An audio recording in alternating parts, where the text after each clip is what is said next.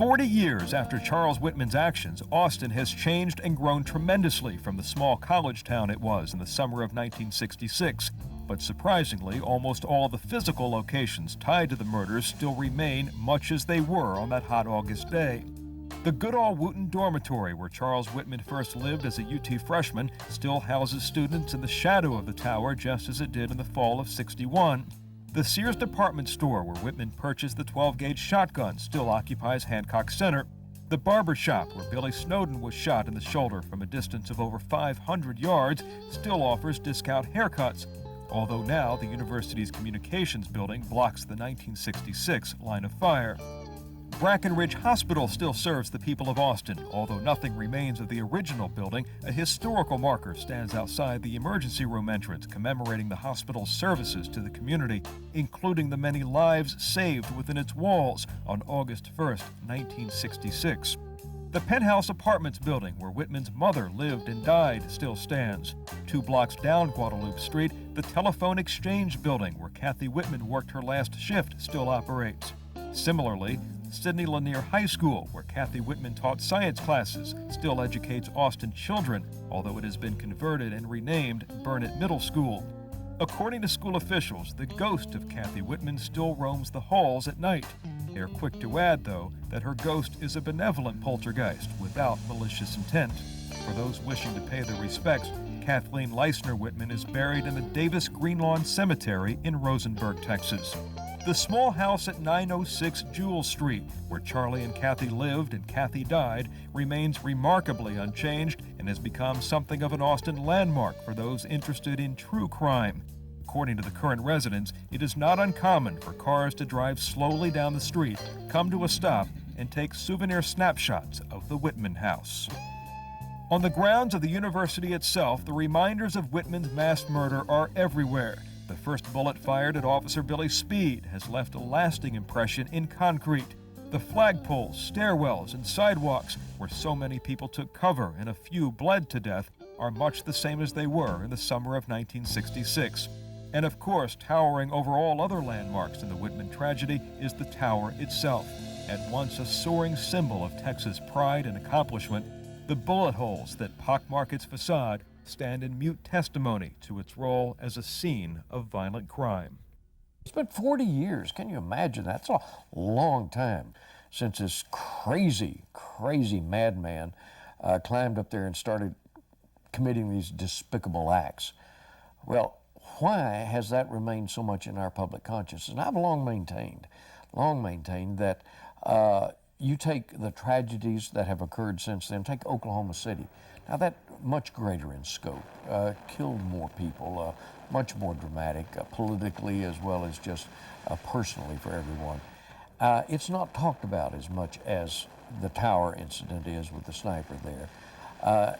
And I even maintain that maybe the World Trade Center at some point may come almost to this level in the future. And the reason I say this is there is no overwhelming, commanding, dominating picture of Oklahoma City. That building is gone. It was leveled. The World Trade Center is leveled. The tower, UT's tower, still stands there as a symbol of all that it was before the event. But now, after that event, 40 years ago, it carries that little bit of a memory jogger for people who look at it, oh yeah. And it's so dominant over the whole landscape of the city of Austin.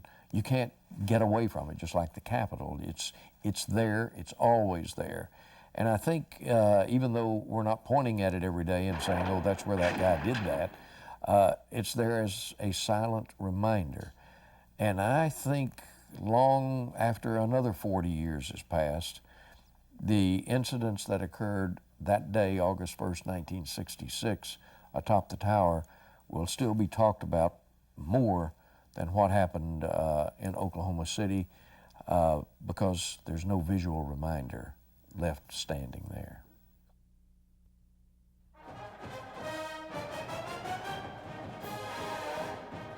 Despite the national notoriety of the Texas sniper, the observation deck remained open to the public until 4 people over a 6-year period committed suicide by jumping from the tower's heights.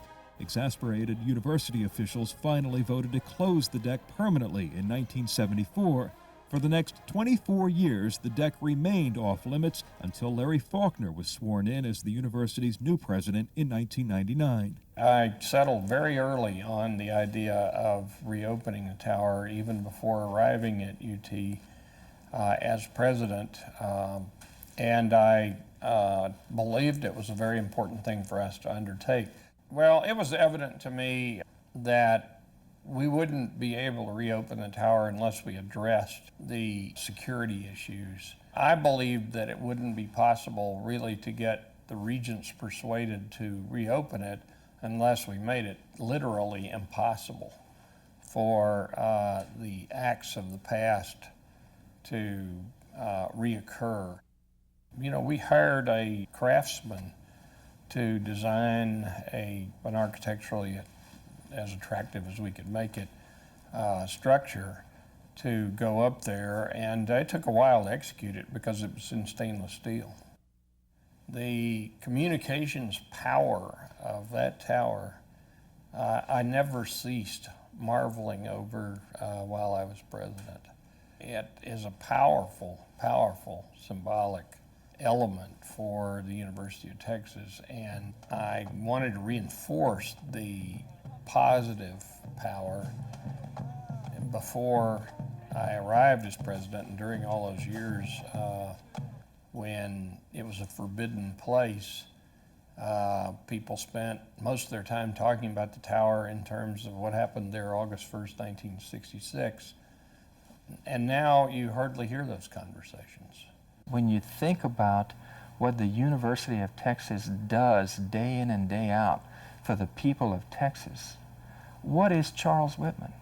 Should we allow an angry young man who murders people to dominate what we say about the tower and what it means and what the university stands for?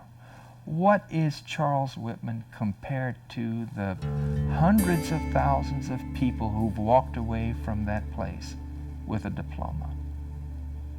The university's tower was built to symbolize pride and academic achievement in striving for success and for dedicating oneself to be the very best.